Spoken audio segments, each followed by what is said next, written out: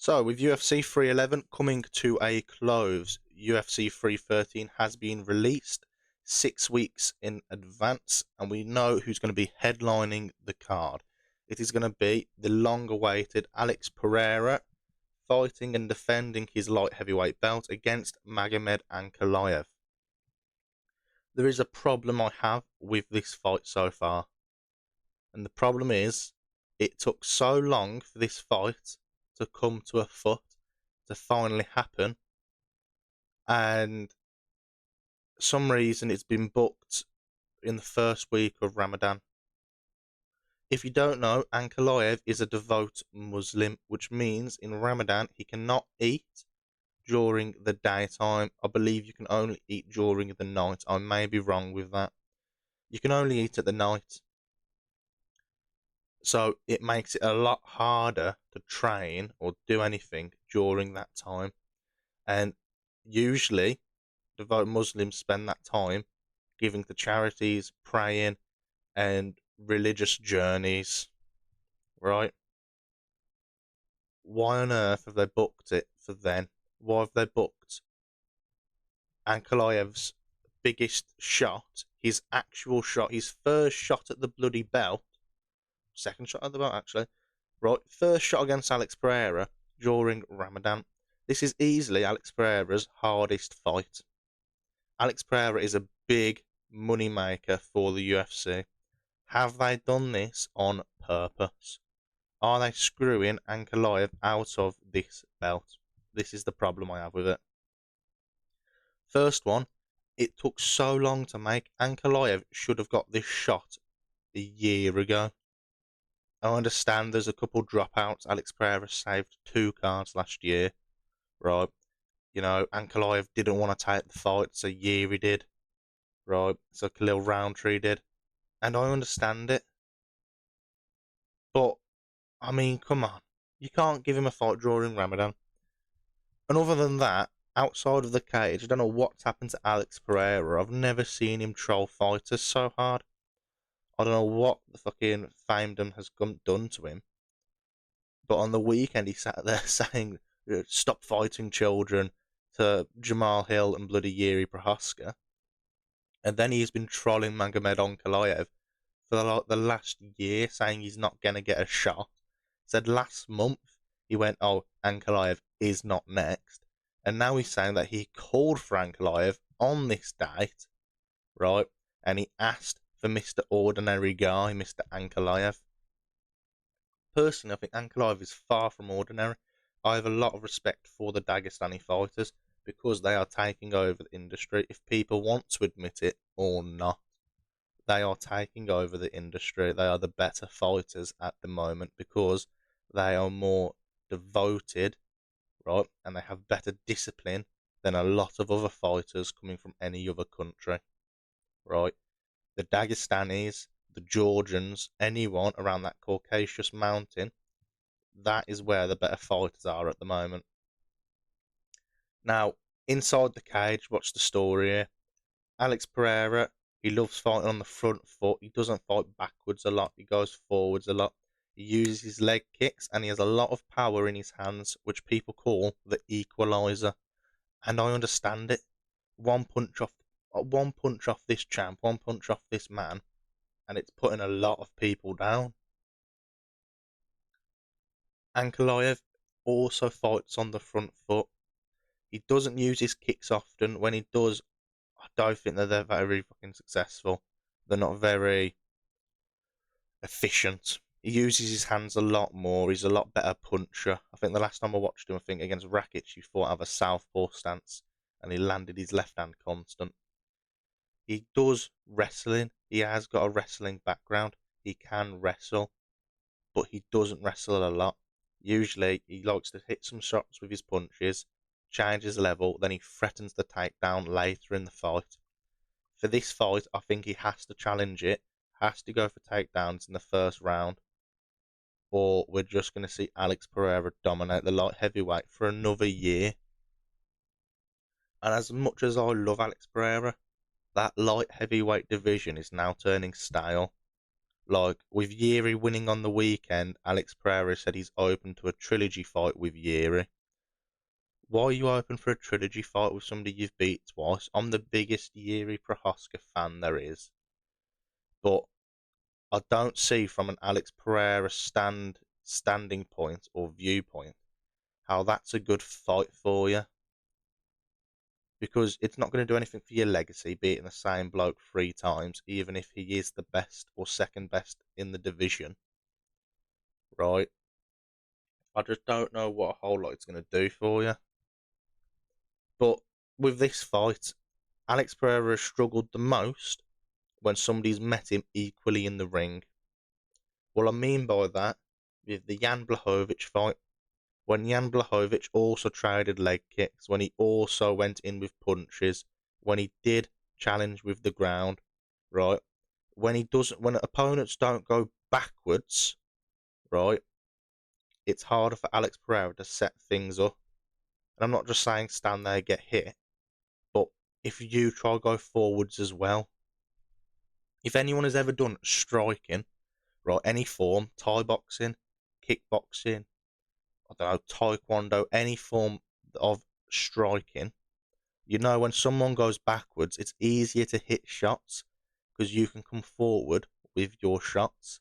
If they just go outside of punching range and moving back, they're now in kicking range, right? When you do something like that, when you're going backwards, it gives the striker an opportunity to hit you. Ankalaev, I don't see as a man who's going to go backwards. He fights on the front foot just like Alex. So if he meets Alex in the middle of the ring, or even backs Alex up, I think Ankalaev is going to have a lot of success. Where I see Ankalaev having success, if he's able to get Pereira up against the cage. If he's able to hand fight, right, and put Pereira on the wall, pull him on the back of the cage, he's going to have tons of success, either grappling and clinching him up against the cage. If he's going to be trading punches there, I think Ankalaev will have success. Without the shit that's going on outside of the ring, that I think he's hard done by, I think Ankalaev will have a lot of success on this card. And he opened as the betting favourite. Ankalaev was the betting favourite. I think it was minus 170. I think he was either minus 170 or minus 200, and Pereira was plus 200 or plus 170, either way around. On to the co-main, you've got Justin Gaethje versus Dan Hooker. I understand Dan Hooker gained a lot of fans after his fight with Mateusz Gamrot, and he should do, because he did an amazing performance. He kind of fucked up the lightweight division, because we needed Gamrot to beat Hooker, maybe beat somebody else, and then challenge for the belt, because Gamrot's good on the ground, so he could challenge Islam. So he fucked up the division, but it's not that bad. My point is with this, a lot of people are discrediting Justin Gaethje. The people are saying his striking has never been that good. He's not that good as a fighter. Justin Gaethje has been a fan favourite for years by a lot of people because of how violent he is, of how good of a striker he is. Before Max Holloway knocked him out, everyone was crediting him as the hardest hitting lightweight and a real dangerous threat. Since getting knocked out by Holloway, everyone and their nan has discredited Gaethje and said he's not as good as people thought. Why? Because he lost to one of the best of all time. Max Holloway is easily in the top 15 greatest of all time. Right, Gaethje lost to him and people think he's now bad. That makes no sense to me. Now, with this fight, they're similar heights. I think Dan Hooker's 6 foot, Gaethje's 5'11".